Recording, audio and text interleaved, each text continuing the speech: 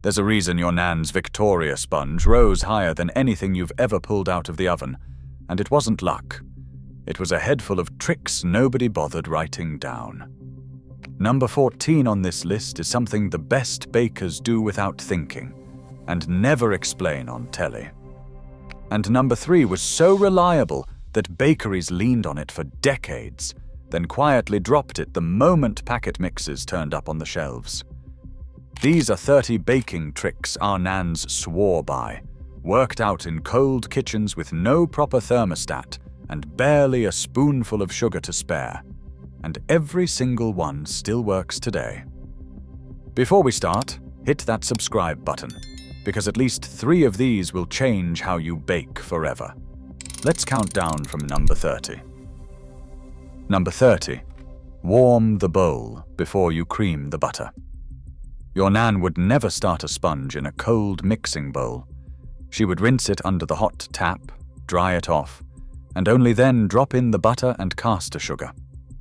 Cold ceramic in a chilly larder kept butter stubborn and waxy butter refuses to hold air. A bowl warmed to blood heat let the fat go soft and creamy in seconds, so it whipped up pale and fluffy with far less elbow grease. That trapped AR is what lifted the cake, long before anyone owned an electric mixer. She knew it by feel. A bowl that took the chill off her hands was a bowl ready for baking. Try it once and you will never cream straight from a cold cupboard again. Number 29. Cold hands for pastry. The first thing your Nan did before rubbing fat into flour was run her hands under the cold tap and dry them properly. Warm hands melt the butter and lard too soon, and melted fat means tough, greasy pastry that shrinks in the tin. Cold hands kept those little nuggets of fat intact, and in a hot oven they burst into steam, pushing the layers apart into something light and short. She would work fast, lifting the mixture high to cool it as it fell, fingertips only. No palms. A bag of plain flour cost pennies, but a ruined batch of pastry was a Sunday dinner gone wrong. Cold hands, a light touch, and never overwork it. That was the whole secret to perfect short crust. Number 28. A tablespoon of boiling water at the very end. Just before she poured the sponge batter into the tin, your Nan would stir in 1 tablespoon of boiling water from the kettle. It sounds mad, but that splash of heat loosened the batter and helped the raising agents fire the moment they hit the oven. The result was a lighter, moister crumb that stayed soft for days instead of drying out by Tuesday. This was a classic B-row book trick, passed round church halls and printed in pencil in the margins of recipe cards.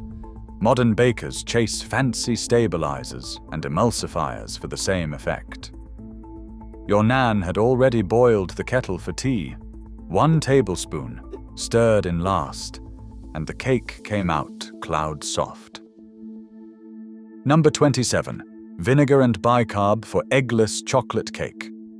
During rationing, eggs were like gold dust, but your Nan still turned out a chocolate cake for birthdays. The trick was a tablespoon of malt vinegar and a teaspoon of bicarbonate of soda. The two reacted in the batter, fizzing up a froth of carbon dioxide bubbles that did the lifting eggs normally would. It became known as wacky cake or depression cake, and it was genuinely brilliant. The vinegar taste vanished completely in the oven, leaving a dark, fudgy crumb that stayed moist for nearly a week. Cocoa, flour, sugar, a drop of oil, and that fizzing reaction. A whole cake for next to nothing. Vegans rediscovered this recipe decades later and acted like they had invented it. Your Nan was baking it in 1943. Number 26. Soak the dried fruit in cold tea overnight. Before your Nan made a fruit loaf or a barm brack, she would tip the sultanas and currants into a bowl, cover them with cold, strong tea, and leave them on the side overnight. By morning, the fruit had drunk up the tea and swollen, plump and juicy, Dry fruit straight from the packet steals moisture from the batter and turns hard and bitter in the oven. Soaked fruit stayed soft and carried a deep, malty sweetness from the tannins in the tea. A tea loaf made this way needed no butter and no eggs, just self-raising flour, sugar, and that tea-soaked fruit. It cost almost nothing and kept for a fortnight wrapped in greaseproof. The smell of its slicing was Sunday tea time itself. Number 25. Test the oven with a pinch of flour. Old ovens had no dial you could trust, and a lot had no thermometer at all. So your Nan judged the heat by scattering a little flour on the floor of the oven or on a tray. If it browned gently in about a minute, the oven was right for bread and pastry. If it scorched black in seconds, too hot. If it just sat there pale, too cool, and she would wait. Some used a square of newspaper instead, watching how fast it turned golden. It sounds primitive, but it was a real, repeatable test, and she could read her own oven better than any gadget. Bakers still do versions of this today. Your Nan just did it without a single number to go on. Number 24. A knitting needle to test the cake. Long before anyone sold cake testers, your Nan kept a thin metal knitting needle in the kitchen drawer for one job. She would slide it into the middle of the sponge, and if it came out clean and dry, the cake was done. If it came out sticky with raw batter, back in it went. A skewer was too fat and left a noticeable hole. A strand of dry spaghetti worked too in a pinch and snapped off neatly. The needle was thin enough to leave no scar on the top, so the cake looked perfect. Simple, free, and more reliable than poking it and hoping. That little needle probably tested 1,000 Victoria sponges over the years and never once let her down. First pattern break. Here's where it gets clever. Number 23. Beat the eggs in one at a time with a spoonful of flour. The biggest fear when making a sponge was curdling, that horrible split, grainy look when the eggs hit the creamed butter. Your Nan's fix was to add the beaten egg slowly, a little at a time, and drop in a tablespoon of the measured flour with each addition. The flour absorbed the liquid and held the mixture together, stopping it splitting before it ever started. A curdled batter traps less air and bakes into a heavy, dense cake. So this mattered. She did it on instinct, beating steadily, watching the texture stay smooth and glossy. Telly bakers still preach this exact method and present it as expert technique. Your Nan was just making sure nobody's birthday cake came out like a brick. Number 22. Half lard, half butter for short crust.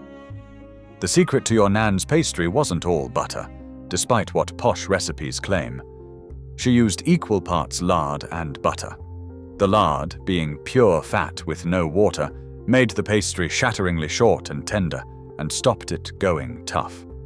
The butter brought the flavor and the golden color.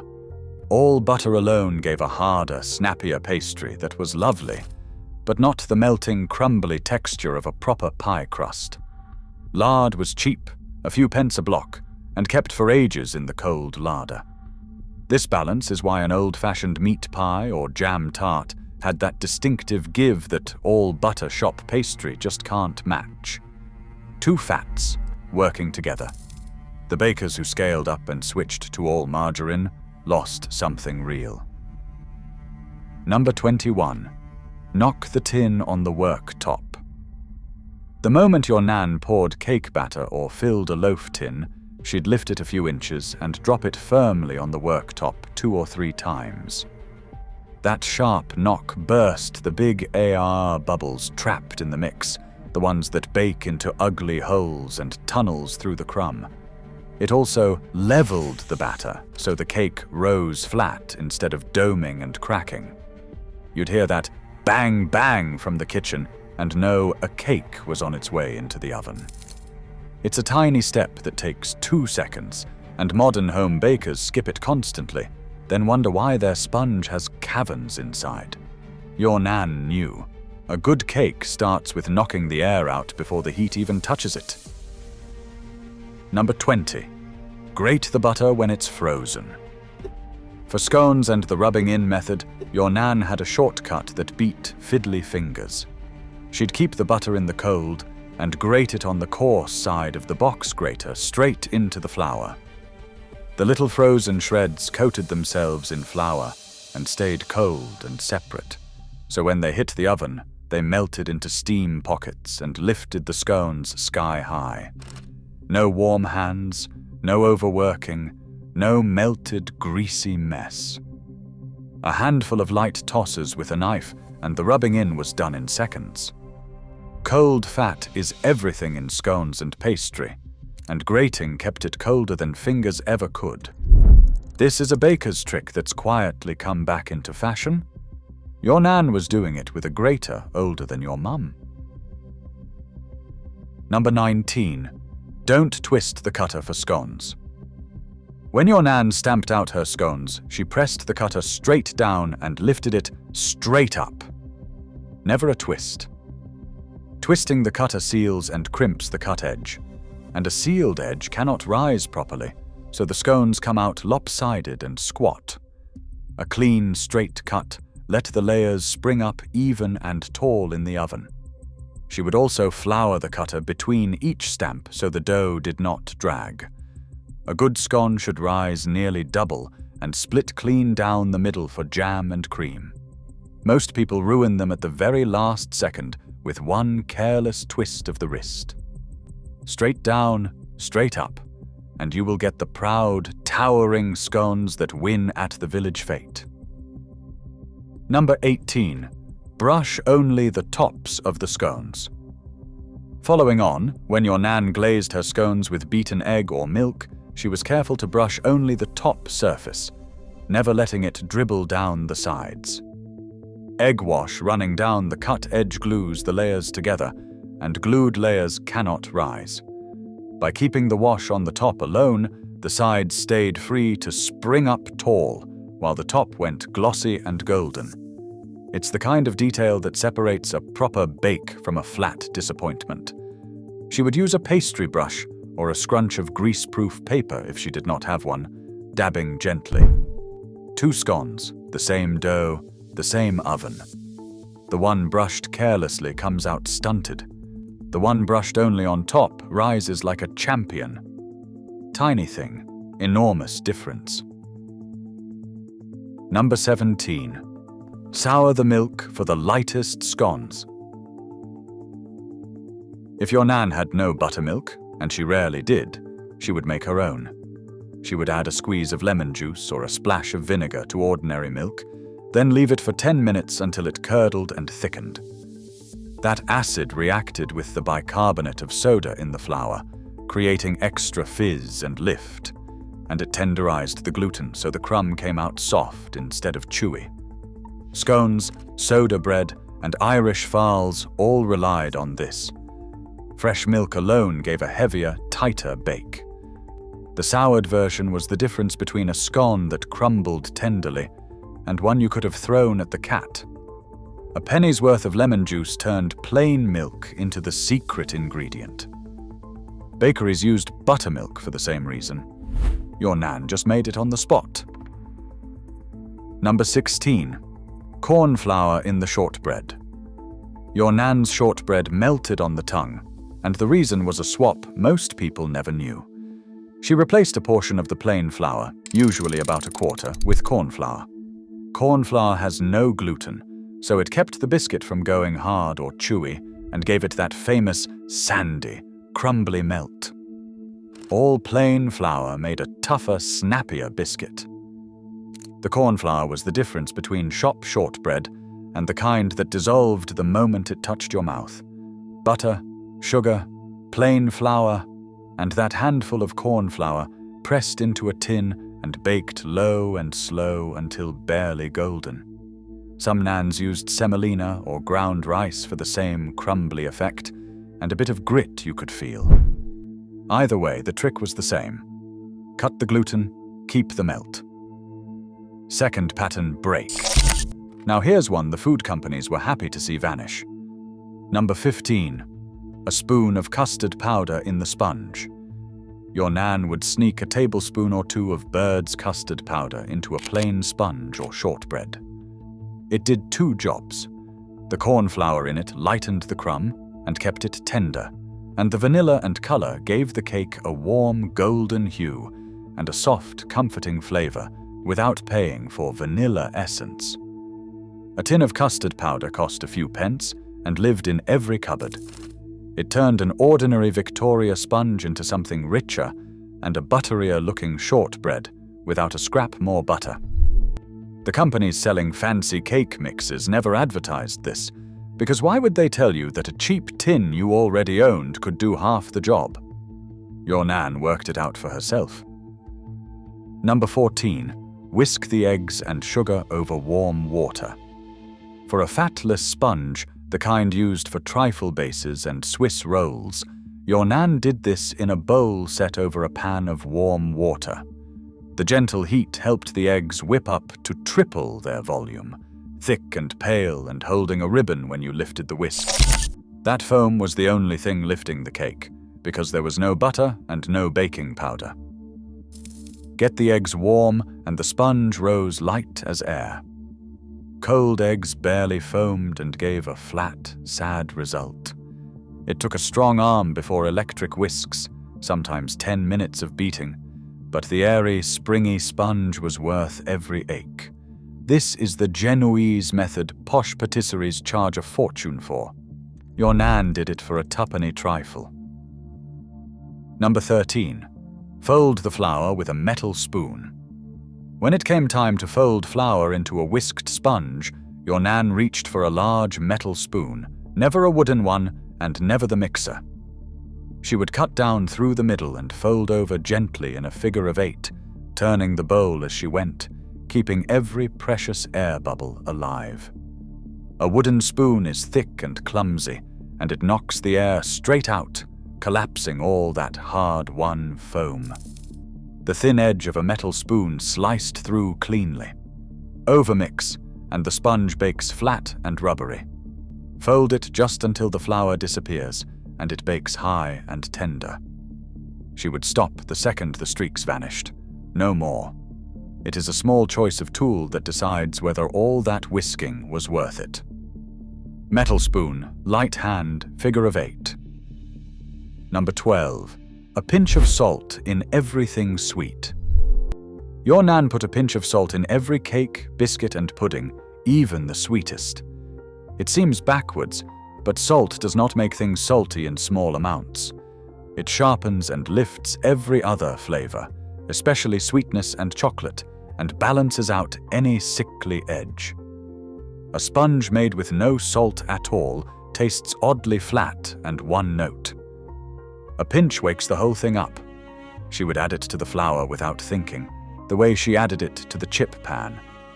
Modern recipes sometimes leave it out of sweet bakes entirely, and you can taste the difference, a dull, lifeless sweetness. That tiny pinch is why your Nan's baking tasted of more than just sugar. Salt was her secret seasoning long before chefs put it on caramel and called it gourmet. Number 11. Line the fruitcake tin with a brown paper collar.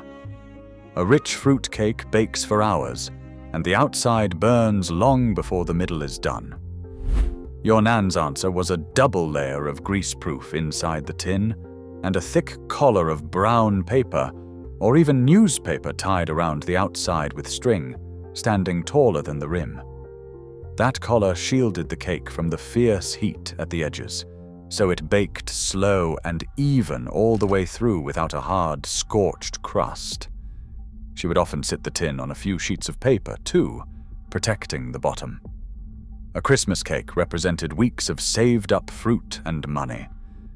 Burning it was unthinkable.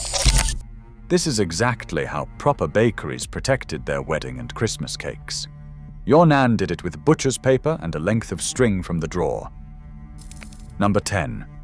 Feed the fruitcake with brandy. Once the cake was baked and cooled, your Nan wrapped it in greaseproof and foil and stored it in a tin. Then, every week or two, she would unwrap it and prick the top with a skewer, spooning over a tablespoon of brandy or sherry. The cake drank it in, growing richer and moister and deeper in flavor with every feed. Made in October, fed weekly, and by Christmas it was a dense, boozy, melt-in-the-mouth thing no shop cake could touch. The alcohol also helped preserve it, so a well-fed cake kept for months, sometimes more than a year. It was patience as an ingredient. You couldn't rush it, and you couldn't fake it. That slow, weekly ritual, skewer and spoon, was how every great Christmas cake was built in British kitchens. Third pattern break. This one cost nothing and saved a fortune. Number 9. Store the cake with a slice of bread. To keep a cake moist once it was cut, your Nan would pop a slice of plain bread into the tin alongside it, pressed against the exposed cut edge. The cake stayed soft while the bread went stale instead, sacrificing itself to keep the sponge fresh. For biscuits, she did the opposite. An apple wedge or a slice of bread in the tin kept soft biscuits soft. A few people swore by a sugar lump to keep things dry and crisp instead. Either way, it was clever moisture management with things she already had. No cling film, no special containers, just a humble slice of bread doing a quiet, important job. Throw the stale bread to the birds at the end of the week and slot in a fresh slice. Number 8, dust the surface with icing sugar, not flour. When your Nan rolled out sweet pastry or biscuit dough, she dusted the worktop with icing sugar rather than plain flour. Extra flour worked into sweet pastry toughens it and dries it out, leaving a hard, floury finish. Icing sugar stopped it sticking just as well, but melted into the dough, keeping it sweet and tender. For savory pastry, she'd use flour, but anything sweet got the icing sugar treatment. It's the kind of detail that never made it into the rushed recipes, but it's the difference between a delicate jam tart and a tough one. The bakers who made the best mince pies and short crust knew this trick cold. A light shake of icing sugar, and the pastry rolled out beautifully and baked up tender every time. Number 7. Warm the spoon for golden syrup and treacle. Measuring sticky golden syrup or black treacle was a nightmare, half of it clinging to the spoon and the tin. Your Nan's trick was to dip the spoon in boiling water first, or warm the tin of treacle by standing it in hot water before pouring. The heat thinned the syrup, so it slid off the warm spoon cleanly, giving an accurate measure and no waste. Some weighed it instead, sitting the bowl on the scales and pouring the warmed syrup straight in. For flapjacks, gingerbread, and treacle tart, getting the syrup right mattered. Too little, and it crumbled. Too much, and it wouldn't set. A hot spoon and a warmed tin made it effortless. Such a small thing, but it turned the messiest ingredient in the cupboard into something you could measure to the gram. Number 6. Strong tea or coffee in the chocolate cake. Your Nan knew that a splash of hot black coffee or strong tea in a chocolate cake batter made the chocolate taste richer and deeper. The coffee didn't make the cake taste of coffee. It simply amplified the cocoa, the way salt amplifies sweetness, giving a darker, more grown-up flavor for the price of the cuppa she was already brewing. Cheap cocoa powder could taste thin and dusty on its own. A bit of coffee gave it body and turned a budget chocolate sponge into something that tasted like it cost twice as much. Bakeries use this to this day in their best chocolate cakes and never mention it. Your Nan worked it out with a mug of leftover tea and a tin of cocoa, and her chocolate cake was better than the ones in the window for it. Number 5. A wine bottle for a rolling pin and a jam jar for a cutter. Fourth pattern break. Not every kitchen had the proper kit, and your Nan never let that stop her. A clean glass bottle, filled with cold water and stoppered, made a brilliant rolling pin, often better than a wooden one, because the cold glass kept the pastry chilled as she rolled. A jam jar or a teacup with a sharp rim cut perfect scones and biscuits. A clean milk bottle flattened dough. She made do with whatever was to hand and got results that put fully stocked kitchens to shame. This wasn't poverty, it was resourcefulness, the same spirit that made everything else on this list work. The tools didn't matter. The hands and the knowledge did. A cold wine bottle and a jam jar baked more good pastry in this country than half the gadgets sold today. Number 4. Steam in the oven for a crusty loaf. To get a proper crackling crust on a homemade loaf, your Nan put a roasting tin of hot water in the bottom of the oven, or threw a splash of water onto the oven floor as she slid the bread in, then shut the door fast. The burst of steam kept the surface of the dough soft just long enough for it to expand fully. Then it set into a thin, crisp, golden crust. A dry oven gives a pale, soft, thick crust that never crackles. This is exactly how artisan bakers get their crusty sourdough, and people pay a fortune for it now. Your Nan did it with the kettle and a roasting tin. A loaf cost $1 to buy, or 3p to bake, and hers came out with a baker's crust for the price of a bit of steam. Number 3. Vinegar in the pastry water for flaky pastry.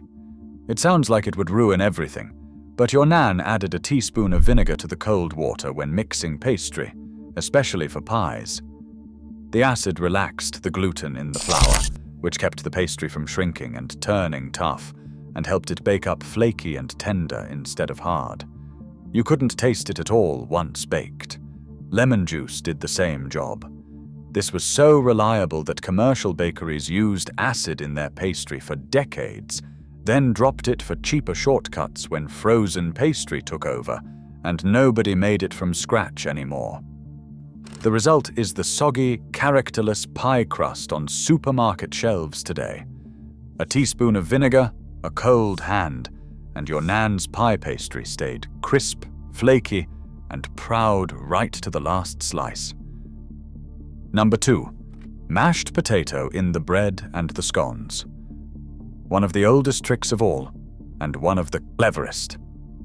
Your Nan added cold leftover mashed potato to her bread dough and her scones.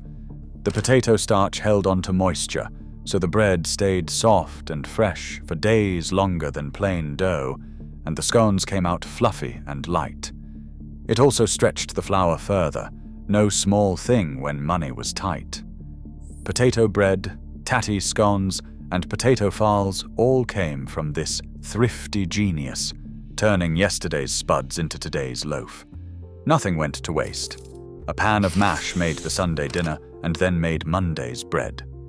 The texture it gave, soft, springy, and long-lasting, is something bakers now add expensive additives to imitate. Your Nan got it free from the bowl of leftover mash sitting in the larder. And finally, number 1, leave the meringues in the oven overnight. The greatest Nan trick of all, and the one that made her meringues legendary. She didn't really bake them. She dried them. The oven went on at its very lowest setting. The meringues went in, and after an hour or two she simply turned the oven off and left them inside, door shut, until morning. That long, slow, gentle dry out is what gave them their crisp, snow-white shell and that soft marshmallow center, never browned, never cracked, never weeping. A hot oven scorches meringue and makes it chewy and tan. Low and slow, then overnight in the cooling oven, was the only way. It cost almost nothing in gas and needed no watching at all. You went to bed, and by breakfast a tray of perfect ghost white meringues was waiting. Patience did the work while she slept, and that more than anything, was the secret behind every trick on this list. So there you have it. 30 baking tricks our Nans never wrote down but never got wrong. Try just one this week. Knock the air out of your next sponge, soak your fruit in tea, or leave your meringues in overnight. Then come back and tell me in the comments which one worked. I want to know whose Nan grated frozen butter and who swore by the potato in the bread. Because these weren't just tricks. They were knowledge. Hard won and handed down. And now it's yours. Your Nan knew. Now you do too.